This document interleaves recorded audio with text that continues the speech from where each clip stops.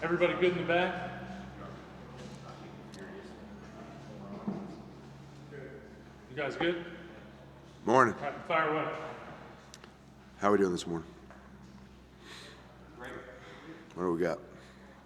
Well, then obviously the Drake Jacoby situation. How did the conversations go with those guys?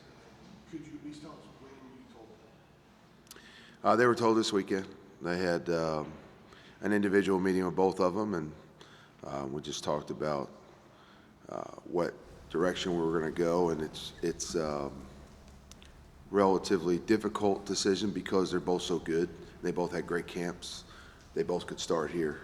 And at the end of the day, on Saturday, somebody has to run out there first, and so that'll be Drake. And Jacoby will prepare the same way this week as if he's starting, and he'll be ready to play, and he may have to. So we'll let the game go the way it goes, and see what the situation provides. Not getting ready to get into many specifics about them, but can you at least tell us one or two things both of them have done a lot better since fall camp started, where they are now? Which makes them Well, that's easy. I mean, both of them are. We really spent, and as much as this sounds like coach speak, at quarterback, you want to be consistently efficient. You know, we need to be consistent, and we want to be efficient on every play. And so that's something I harp on every day. It's something we talk about. It's something that I earmarked for them as an emphasis. So if you want to win the job, we need continuity when you're out there. We need to move the ball when you're out there. We need to score when you're out there. And really that comes from making really good decisions consistently. And I tell them all the time, it's very hard. If you get 80 plays in a ball game, it's very hard to do something consistently 80 straight times. And I've said that before. It's very, very, if it was easy, we'd all do it. And it's not. And so to go out there and execute our offense, drive after drive after drive, practice after practice, all game on a Saturday, it's hard to do that without making mistakes. And when you have a lot of talent in the room, and I really need to include Connor Harrell, is really very, very intelligent, very talented, and he has a bright future ahead of him. So we have three right now that we're battling for a while, and we're getting reps, I should say, and we're doing it at a real high level. I asked Drake to be more. I wanted him to clean up some footwork from the spring, to answer your question, and we wanted to work on being a little bit more accurate with regards to triggering the football faster. And he did that. That was a big improvement for him in August camp. We got the ball out sooner because we were making quicker decisions. We cleaned up his footwork so there's no wasted movement, and he's a much better passer because of it. And he's doing a much better job, too, of just being consistent with regards to decision-making in the run game, decision-making with RPOs, decision-making with regards to protection and pass progression. You know, Jacoby, I think we asked him the same thing from a mental standpoint, right? It was the same charge for both of them. He threw the ball extremely well in the spring. You know, I wanted him to do a better job of run reading and doing some things off of pull throws on the run game, and he did. And, you know, it's hard. Like, picking a starter between these two is like choosing between my 9-year-old daughter and my 11-year-old daughter. It's just, you know, it's hard to do. And because they both right now could start and run this offense and run this team. And so we have our direction. We're happy with the improvement of both of them. We feel like we have two very, very good ACC quarterbacks, and we're going to let the game and the season take us where it does. So how do you see that going in game? Like, for example, this weekend, Max says that Drake's going to go out first. Like, what happens? At what point you bring in Jacoby? How's that kind of look in your eyes as the offensive coordinator, and how you kind of juggle the two? It's really no different than any other position. I mean, we have a talented running back room. If a guy is out there and he's hot and he's playing well, we're going to leave him out there. You know, really, when a guy is hot, the only time you take him off is when he needs a blow. You need to just give him a few plays off so he's fresh. And I don't know if the approach is any different at quarterback or receiver or tight end or O-line. You know, we're going to try to play as many as we can at the other positions. We obviously don't want to rotate through at quarterback like you do at some of the other positions because of the nature of the position. But you know, Coach said it. I listened to him, you know, at the end of the press conference. He wants guys that are going to move the offense and are going to put the ball in the end zone. And so if you have one struggling to do that, you'll probably see the other one. Is it fair to say that it's still open? It's fair to say that Drake will take the field first, and then we're going to let the game dictate what we do after that. Okay. Phil, how did Jacoby take the news when you You know, I've known Jacoby for 4.5 years now, you know, and I've known Drake for over 2, so you have relationships with these guys. So it was hard for me. It's always hard for me. I said in the spring, and I said going into the camp, we probably don't have to make this decision because they're going to decide it. And I was wrong because the 2 of them did very well, and we ultimately had to come down to a day this weekend where we had to make a decision, and we had to tell the 2 of them. I think both of them took it very professionally. You know, you thought one would be more excited and one would be more disappointed, and it really wasn't either. You know, they both just kind of took it professionally, and I think they're both going to prepare this week the same way. I think they're going to continue to support each other like they have for the spring and the summertime, and I think they'll both be ready each weekend as we play, and we'll play as needed. Mac mentioned that all 3 tight ends are effectively on the blue team for week 0. Do you envision using a lot of multiple tight end packages just to get all of them on the field? There's no question they're on the blue team, and there's no question that all 3 will play. Coach Lilly does a fantastic job at rolling through them based on situation and need and based on what the defense is doing. You know, and then, you know, we have some thoughts with regards to Kamari and John Copenhaver and Bryson Nesbitt. So some of the plays that we call, not necessarily earmarked for those guys, but we're going to try to lean towards their strengths while they're out there. Phil, Sam was in the top 10 in rushing in the ACC last year. How much do you anticipate? I mean, will we see a continuance of the quarterback position running as much, or do you feel like you want to scale that back some? So in this offense, really, you want the quarterback to be a great distributor of the football. And I talked to Jacoby and Drake about that yesterday. And so you don't really want, in an air raid offense or even with a power running game, you don't want your quarterback to be a 1,000-yard rusher. Last year, that was a necessity. You know, we lost 2,000-yard rushers. We replaced one with Ty Chandler. There wasn't another guy that we felt was playing at that level last year, and it became Sam Howell. It's also something that we do well.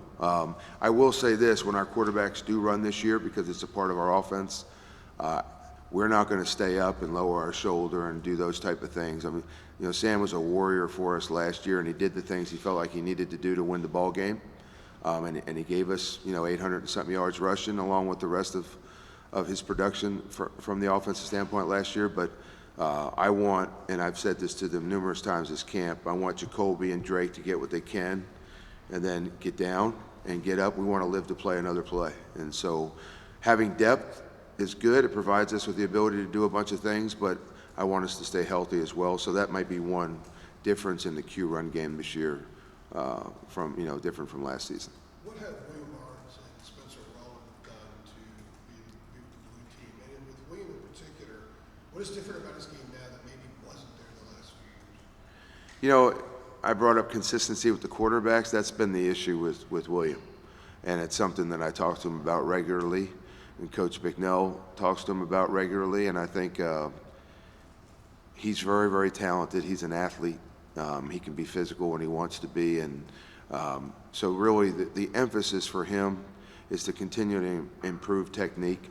But I think the number one thing for him is as soon as he is able to, and he's been doing that lately, and we've been happy with where he is in camp, as soon as he is able to lock in from play to play and play consistently both in the run game and in pass pro, I think William's going to be a really, really good offensive lineman for us. With regards to Spencer Rowland, he's living in a different world. I mean, he played, he played at a different level last year. You know, he played in the Ivy League, and so I think he's seeing a different speed in the game right now, and that was an adjustment for him early on.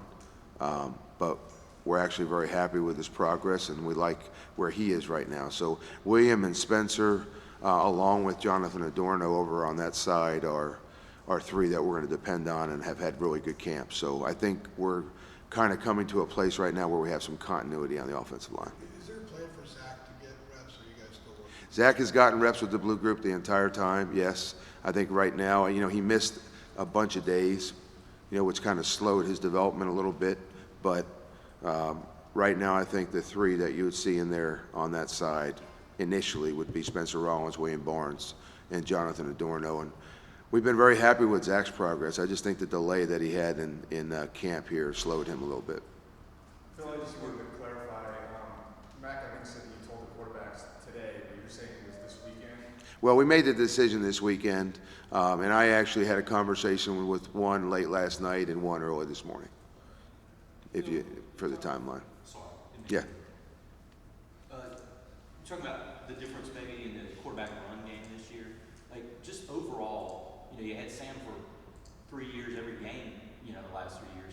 Like, how do you see your offense maybe being different this year with just a new quarterback for the first time in a long time? I mean, it's certainly not going to be like a mirror image of what you guys did with Sam, I guess. Like, what do you see this whole thing looking like with someone different back there? Well, really what changes the complexion of the offense. The offense never changes, but the offense is multiple enough to play to the strengths of the guys that we have. We brought up the tight end room. There's more depth there.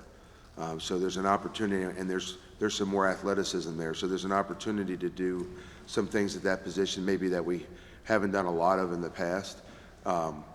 Also, we haven't had the same depth. So when you don't have the same depth, sometimes you're getting into 20 personnel or 10 personnel, or you're doing some things to rest those guys. Well, we have 3 now, so we can really get into whatever we want whenever we want to, and we have faith in all 3 of those guys. Having the depth in the running back room also, that was a luxury that we enjoyed 2 years ago. Not only did we have Michael Carter and Javonte Williams, but the one season we had Antonio Williams also, and so that gave you an opportunity to keep them fresh. And so you were getting the best of those 2 guys every time they were out there. And I think that'll be the type of world that we live in with the running backs this year, because we can depend on 3 or 4 of them. And then at wide receiver, there aren't a lot of receivers on scholarship here right now in comparison to where we've been in the past. But there's a lot more depth at receiver, and a lot of them are a lot closer to being contributors for us right now. So we probably have a little more depth there than you would think, even though the numbers on paper don't necessarily show that. Coach, kind of going off the wide receivers, you mentioned you have a lot of depth there. What are some ways that you can distribute the ball to other receivers other than Downs to sort of free him up as the games go on?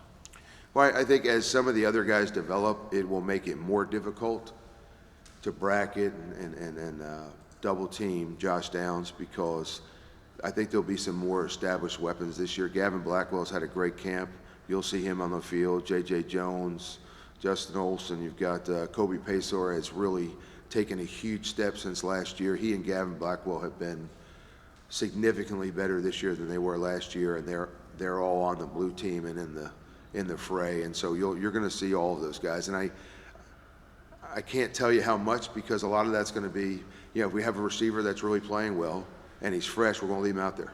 If we have a guy that's struggling or can't get off press or is just not able to, he's not playing well or doesn't get it done, at least we have some other guys that we can go to. And that competition and that depth just allows us to be able to stay fresh in the game and utilize more players. I would envision Saturday and just about every week that we would use between 18 and 22 players throughout the offensive rotation in the game, and that's been our goal since we've gotten here, and this will be the first year that we probably hit those numbers. And Coach, kind of sticking with Josh, obviously last year he stepped into a new role, being the wide receiver 1 for your team. What have you seen in his offseason preparation as now he is the alpha, and how is he sort of leading the other guys with the roster? Leading into last season, it was really the same. I mean, he's been pretty much the same. He is an absolute warrior between the whistles, and if anything, we've got to restrain him a little bit. I mean, he's probably more in danger of overtraining or overdoing it during the week than he is, not. So he's focused. He's a very intelligent ball player. I think he's learned the game. He's more involved in the intellectual part of it. He's more involved in understanding coverages and why and how defenses are doing things. We're going to continue to move him around. We're going to continue to do some of the things that we did with him last year. I don't know if there's really much of a change. He's added a little bit more leadership, especially to the receiver room. And I think that he's done a good job off the field of helping some of the other younger receivers. Andre Green, has he been everything you expected him to be, better? What do you like about him so far? Could you expect to see him figure in there So Andre is very, very strong for a freshman who just came off the high school field in December. So physically, he's more prepared maybe than most receivers, I think, to handle the game at this level. So that transition has not been a big issue. The transition has just been speed of the game and the mental part of it, like most freshmen. And so right now, I think what we're doing is we're still working with him from a mental standpoint, just getting everything down. And it's one thing to know your assignment on the play. It's another thing to know it so well that you're executing it with perfect technique and with knowledge of what they're doing on the defensive side. So he's going through the same learning curve that Omarion Hampton's going through, George Petway's going through, any of the young guys, especially the young guys that are going to play. And it'll be interesting to see how some of them respond this week, because camp has been real, but this week everything that we lay out there on the field is going to count or not count for Saturday. So it'll be interesting to watch Andre Green and Omarion and George perform and produce and prepare for Saturday's game. So how much he plays, I don't know, but you'll see him on Saturday. You mentioned the running backs. Coach Brown said DJ Jones is running with the ones now. Behind him, like, how's that competition going? What do you like about that? Who do you expect to be like the 2 or 3 guy? You said behind who? DJ Jones. Yeah. Matt Brown said he's the So guy. DJ and Caleb are the 2 returning staples, right? They know the offense really well. They're both physical. They pass block effectively. They catch the ball out of the backfield real well. So they are the 2 that are they have the most knowledge of the system, and they understand, why we're doing certain things. And I think they have the experience of dealing with the defense when the bullets are flying. And then you have Omarion and George Petway, who have been extremely explosive in camp. They've made a lot of explosive plays. They obviously are talented enough. They're both going to play. You'll see both of them on Saturday. And it's just kind of a nice world right now, Ross, to be living in a running back room right now where you have 2 guys that can do some things in the open field, and you have 2 guys that we can lean on from a veteran standpoint, and all 4 of them have the ability to make plays. And I think at running back and at receiver, we're going to have to let some guys play and see who responds better than others, and that'll kind of dictate as the season goes on what the pecking order is going to be in those 2 rooms. You just mentioned reopening camp this week. Can you elaborate on that? What kind of thinking went into deciding to do that this week? Say that again. I mentioned. You mentioned reopening camp this week and the way you're grading and everything else. Why are you guys doing that? And kind of elaborate on what that actually means in a game week. You said reopening camp? You mentioned a second ago reopening camp with the way you're marking stuff this week. Yeah, I'm having a hard time hearing you. I'm really sorry. Reopening camp is with regards to what? You said reopening camp, the way you're grading or something this week. I'm asking you to elaborate on that. Yeah, Say grading. You say grading. Reopening, you said grading. Maybe I didn't hear it right. yeah, maybe reopening. I'm not sure what you're referring to. Sorry. Yeah. Phil, do you want to go back in on one, AJ? No. What were you wanting? What were you Well, at? you had said something about going to camp this week and practice this week. It's sort of like reopening camp. That's what it sounded like what you said as far as grading, how you're still grading the guys this week. Because Mac even said, with respect to quarterback, that if Drake has a bad practice, then maybe Jacoby steps forward. So it sounded like you were adding that. Is that something Max said? So here's what I would say. We had camp, right? We're going back into this week to get ready for Florida A&M, and a lot of the positions have been decided. How much they play has not been decided. Who starts at some of these positions has not been decided at every position. And so even though camp is over and you'd like to have all that stuff wrapped up by the end of camp, we have 3 or 4 more days to prepare.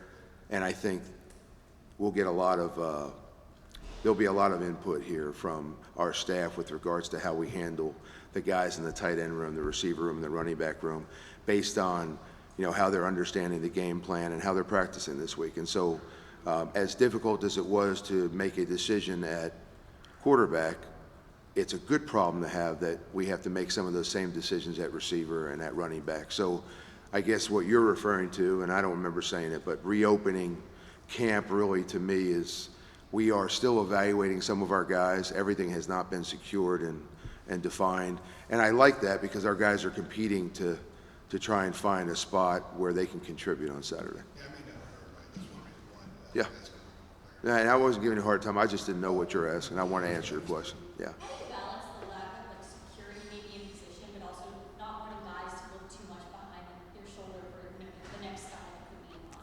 Well, there's what competition does is it breeds an edge a little bit, a sharpness, because you don't want them looking behind themselves. At quarterback, it's a little bit different because you want continuity at that position. But at running back and at receiver and at tight end, we're going to roll through, as I said, hopefully 18 to 22 players anyway. So they all understand already. We have a very team-first attitude in our locker room. I think the guys on offense all know that we're going to share the wealth. And then that's what I'm talking about when I say our quarterbacks need to be great distributors. We want to get the ball to our running backs. We want to get the ball to our receivers. We're obviously going to get the ball to our slots, and the tight ends are a big factor in that whole equation this year also. So there's going to be games where some guys have bigger statistical games than others, and I think we all understand that if they have to defend all of them, if you've got to defend all 5 skill guys on the field, and the quarterback's doing a good job of just without discrimination distributing the ball to each of them, then the defense has to defend the entire field, and they have to defend all of our personnel. And from a philosophy standpoint, that's where we want to be offensively. Last year we didn't feel like we had 5 equal weapons at all of those skill positions, and that means it increased the workload for Sam Howell. This year I think we are in a much better place in the receiver room with a lot of the same people. And I think some of these freshmen that have come in have added some playmaking ability and some explosiveness that we lacked last year. And so our quarterbacks have more weapons. So if we do our job, in a perfect world, I'd like them all to have 3 or 4 catches, and they all have 15 to 18 carries, and everybody gets involved and everybody gets in the end zone. And that makes us the most difficult to defend, and that's really the world that we're trying to live in. Phil, you've been coaching, calling plays a long time, and coaching quarterbacks a long time. With Drake, and just respect to him being named the starter, what sorts of nuggets of info are you telling him heading into this first start? Like, what did you tell him when you told him he was going to be first up? Like, what little advice are you giving him? So I think that it's a little different right now with where Jacoby and Drake are. When we decided to start Sam had been on campus for half a year. These guys have been here for a while. They have the advantage of having been behind Sam and learned from Sam and watched Sam, and they've had countless more reps than Sam had along their trek here to prepare for playing. So Jacoby and Drake are much further along the learning curve than Sam was when he started as a true freshman. And I think there's a calm there, there's a confidence, and what I told them both is that we're now in season. They're playing quarterback at the University of North Carolina. The spotlight's going to be brighter now. The attention's going to be a lot more intense. I think people want to hear what they have to say now, and that stuff takes up a lot of time. And so my only advice to both of them was the true trick of doing this thing professionally and doing it the right way is to block out the outside noise and continue to play and practice and prepare with the edge that they've had. And they got to be able to lock in and focus and practice the same way that they were when they were competing for the job. And that sounds easy, but that's not easy to do. And I think these guys are mature enough to do it. And I'm really looking forward to what the next few weeks, how they play out with these 2 guys. Phil, the game is a lot different than when Mark Maye was quarterbacking here, but Sure. Given kind of the quarterback pedigree, in what ways do you see that kind of manifested in Drake? Is there anything that, you feel like he kind of inherited that goes into maybe the leadership that he carries in the quarterback? Well, to know the Maye family I would say that the 3 things that come to mind initially in my mind is just a very high character family. So that's what you're getting out of Drake. Drake's very intelligent. Luke was obviously a very intelligent basketball player. His dad was, he played quarterback here and did a good job. And I know we talked to him last night as well. And he didn't jump for joy when we told him either. We said that your son's going to start at FAMU, and I just wanted to inform you of that. And he kind of took it the same way Drake did. It was professionally, and it was with some poise. And so, the other thing to finish answering your question is this is an extremely competitive family, and Drake is as competitive as anybody I've coached. You know, I told him late last night when we met, I said, one of the things that I remember was on a recruiting weekend where he was hosting. We're at Coach Brown's house, and he was there to host and to help us recruit. But he could not get away from the ping pong table.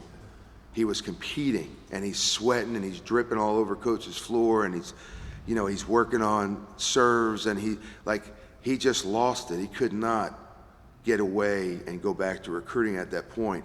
And I just remember just really realizing, if you said, I'll get to the doorknob over there before you are, he's gonna beat you as much as he can to get there.